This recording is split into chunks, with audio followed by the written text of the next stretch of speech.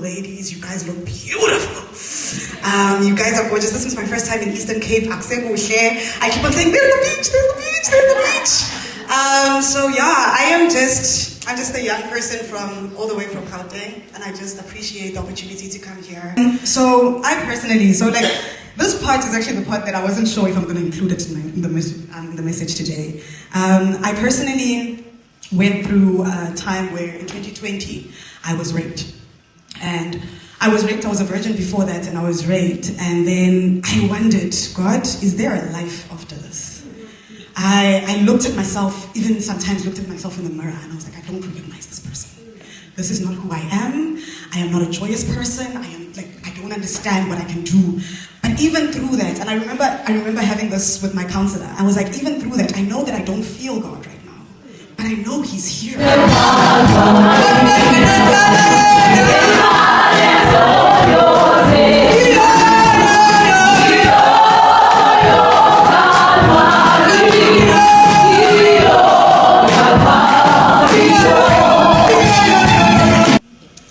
Desmond Tutu said the following quote, and it's one of my favorites.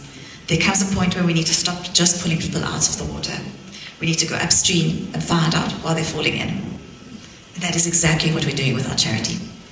And so our charity isn't only about support. We also encourage health advocacy. For the longest time, we all blamed genetics on the causes of cancer. But now we know from later studies that genetics only plays a 5% role in the prevalence of cancer. And it's all external factors like environmental and lifestyle issues. One of my favorite that I learned from my brother, who used to carry a little Bible around in his blazer pocket. John 3:16. For God so loved the world that He gave His one and only Son, that whoever believes in Him shall not perish, but have eternal life. Before I formed you in the womb, I knew you. Before you were born, I set you apart. I appointed you as a prophet to the nations. Ladies, gentlemen, dreams do come true.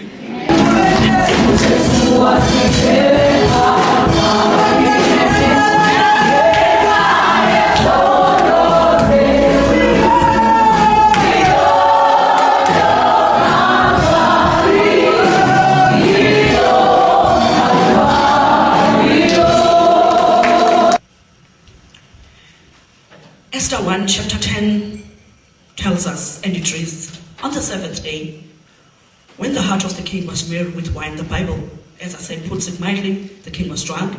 He commanded Mehuman, Biztha, Habona, Bigtha, Abagtha, Zitha, and Calcas, and 7 eunuchs, who served in the presence of the king. Singing the conviction of our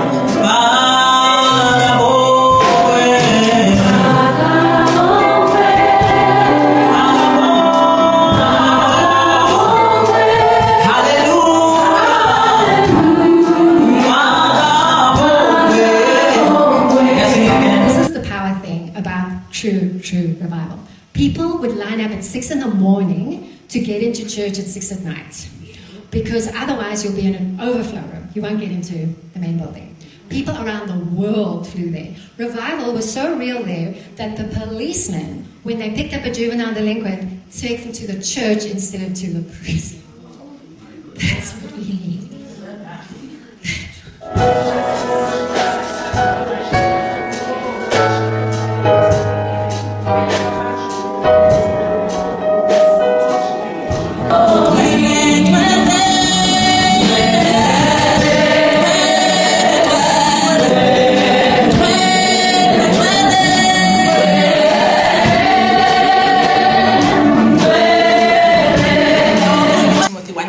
It says, for God did not give us a spirit of timidity. Yes, it's timidity in this version. It is fear in the King James and the other version.